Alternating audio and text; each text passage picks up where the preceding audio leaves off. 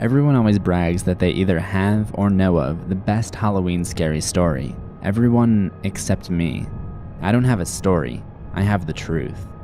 Whenever I've told this story to other people, they've responded with terrified gasps, tears, wide disbelieving eyes, or flat out called me a liar. You're free to call me a liar as well, but I have the scar to prove it.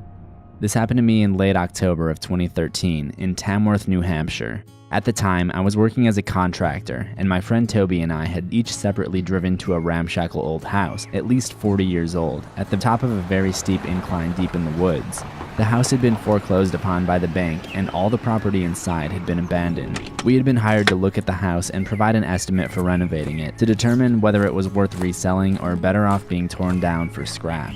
I had my doubts immediately upon discovering that there was no driveway, but instead a long dirt pathway with a string railing leading up to a small 2-story structure. Toby and I unlocked the place with the key and made our way inside. We checked the wiring first, then the walls and support beams for possible termite damage before we checked the water heater. It was about that time Toby got a phone call from his guys on another job and had to leave. He left me the key, and I told him I'd call him when I finished up and give him my final thoughts, even though we were both leaning towards scrapping the house.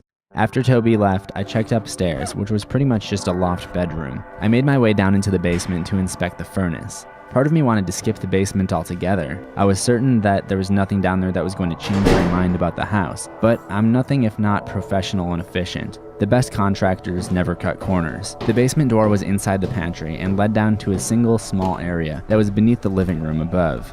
It had a dirt floor, shelving along the walls, a bunch of cardboard boxes stacked on top of bricks, and a few small pieces of furniture, including an ancient rocking chair and a nightstand. There was also about a 30 by 15 window in the wall, facing the front of the property. In retrospect, my biggest mistake was not taking my flashlight. There was no power in the house, but given that it was still daylight out, I figured I wouldn't need it. Even in the basement, the small window was providing enough light for me to inspect the furnace. I spent a couple minutes looking over it and stood up and leaned towards the window, so my back was to the staircase. I pulled out my phone and took 2 steps forward, not really walking towards anything directly, just stretching my legs. My eyes were on my phone, and that's when the pain started. The sensation was so sudden, so extreme. Both of my hands flew up to my face and my phone went flying, landing in the dirt somewhere off to my side. I immediately tried to step backwards and realized I couldn't. I was literally hooked to the spot. One thing I had noticed earlier were several fishing poles stored horizontally through the hanging wooden beams above. What I had failed to notice was the single hook dangling loose from one of them, and I stepped right into it, resulting in the hook impaling itself directly through my right eyelid. I immediately started panicking. I raised my arms above my head and tried to free the pole from the ceiling, but it had been fed through the overhead beams, and there was no way I could free it while being caught by the hook. I tried tugging on the line and then on the pole itself, trying to snap something free myself, but the angle didn't work to my advantage, and every time I pulled at the line, a white-hot jolt of pain would course through my face. Ultimately, I couldn't see what I was doing well enough to detach myself. The pain was interfering with my rational thinking, and I forced myself to take a breath and try to think. Okay, my eyelid was snagged, but my eye itself was fine. I wasn't bleeding, but I couldn't move. I couldn't squat down, and I could barely pivot my body in either direction to turn. I started scanning the floor for my cell phone, but I couldn't locate it anywhere. I started feeling around with my foot, trying to find it, but was unable to. That's about when the severity of the situation hit me. I was stuck in the basement of a house no one had any reason to visit, and was very much out of shouting distance from the road.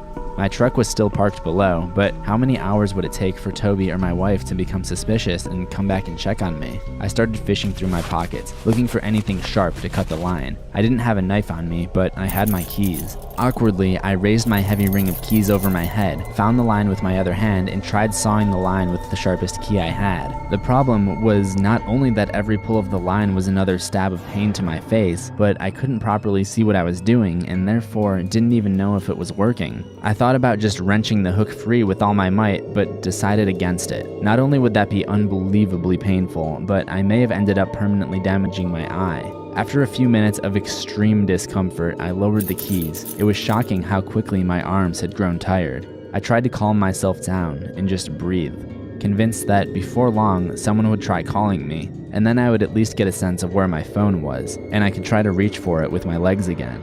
I don't know exactly how much time passed, but try to imagine being forced to stand in one spot for hours, unable to stop the stabbing sensation of pain tugging at your eyelid without any knowledge of how long you might be forced to remain there.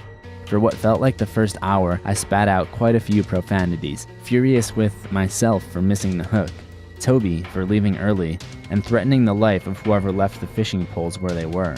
I did a lot of leg lifts to try to keep the blood in my legs flowing and attempted to saw my way free with the keys several times, but the best I could tell, I wasn't even making a mark on the line. It grew dark outside, and to my great dismay and annoyance, I suddenly found myself in near pitch darkness, with a slight gray rectangle against the window being my only source of light.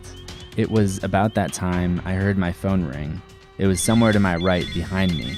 I turned around as best as I could and tried to locate it and drag it forward with my toe, but I still couldn't find it. Even with the phone illuminating itself slightly in the dark as it rang, it was out of my line of sight and unfortunately also out of reach. After an indeterminable amount of time that could have been 15 minutes or 3 hours, I saw a light coming from outside. It wasn't an electric light from a flashlight, it was the flickering orange hue of a fire. I immediately felt my insides sore and I prepared to call out as loud as I could, but just as I inhaled and made to scream, I slapped my hands over my mouth.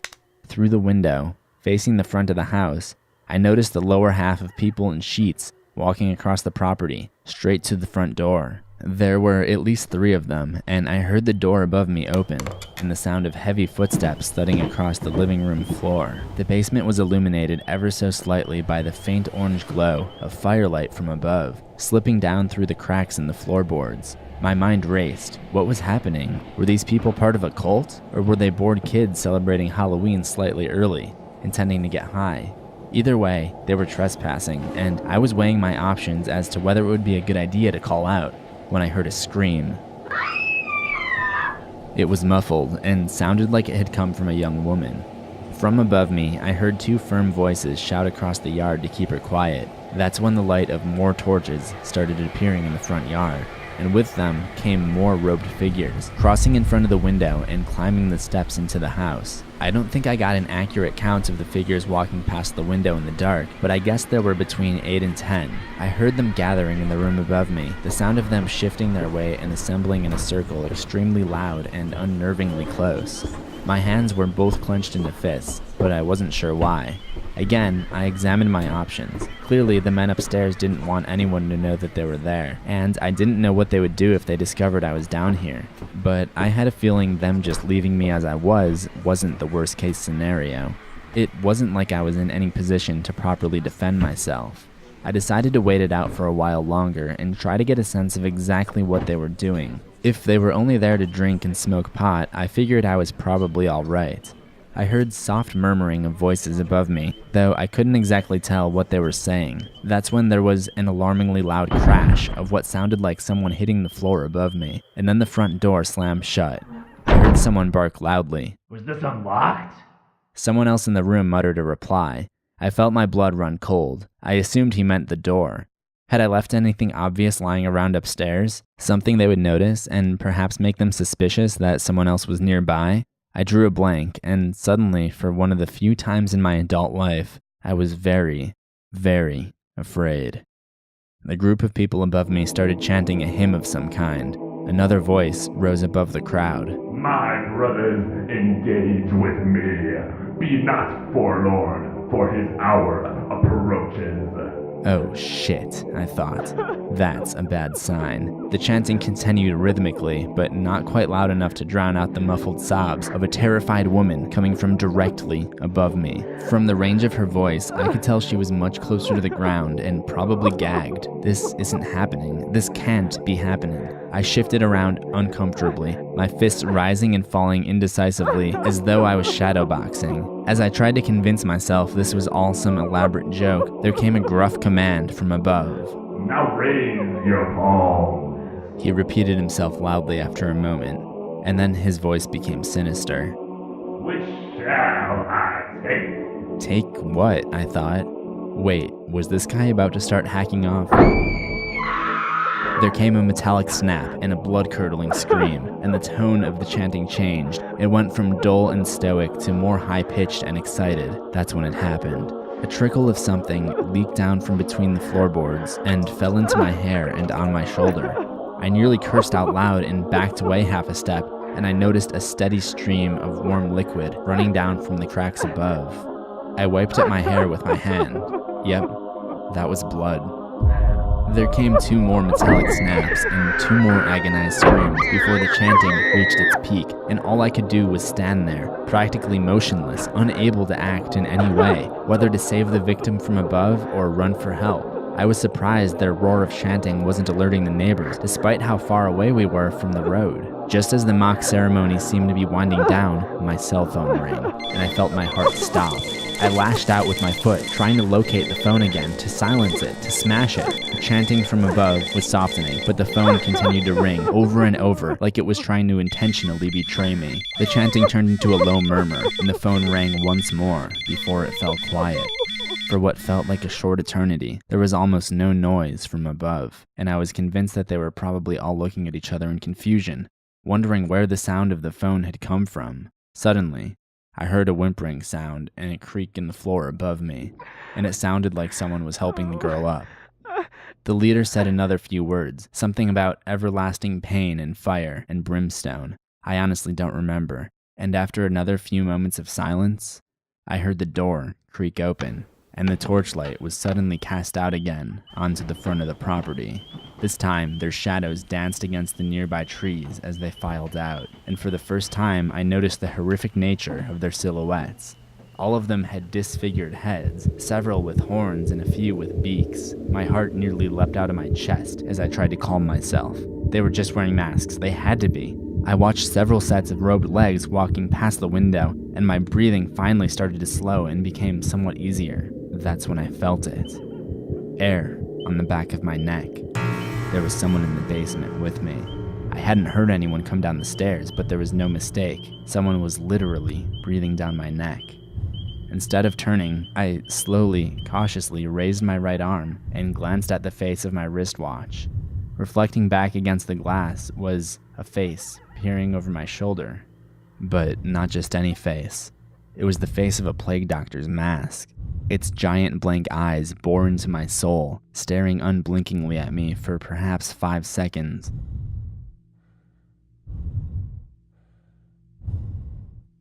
Then I lowered the watch and raised my fist, ready to tear my eyelid and spin around and throw a punch. I don't remember planning to say anything, but out of my mouth spewed a sudden desperate plea. I didn't see anything. There came no response. And what felt like another half-minute later, I heard the unmistakable sound of footsteps climbing the basement stairs. The footsteps softly crossed the living room, down the front steps, and the front door slammed shut. I gasped loudly, as though my head had been held underwater. Had I not still been hooked, I would have sunk to my knees, but instead, I shook all over and prayed to be free of this hell I had trapped myself in. It was perhaps 20 minutes later when the police arrived. They had been en route to the house to look for me anyway, as requested by my wife and Toby, when they received a disturbance call from some neighbors down the street that someone had thrown a torch into the woods and started a small fire. The fire was quickly put out, and when I called out to the police, they quickly found me and cut me loose, and I immediately sank to my knees in exhaustion. I told them everything as I sat on the front step, and the paramedic examined my eye. I was taken to ER where they were able to remove the hook successfully, fortunately without it causing any permanent damage. I had been ensnared by it for over 4 hours. The police arrived while I was in the recovery room and questioned me on the incident all over again. One of the officers held out my cell phone in a plastic evidence bag. They asked me if it was mine. I said it was, that I had dropped it in the basement and it had nearly given me away. The officer gave me a haggard look and said, "We found it on the front steps." There's always a reason to be afraid. Thank you guys so much for graciously allowing me to fill in for Unit today while he takes care of some important stuff. My name is CZ, and if you like what I do with the animation, music, and sound design, you can head on over here and subscribe to my horror channel, CZsWorld. If you do decide to, then I will see you in the next one, assuming you both survive.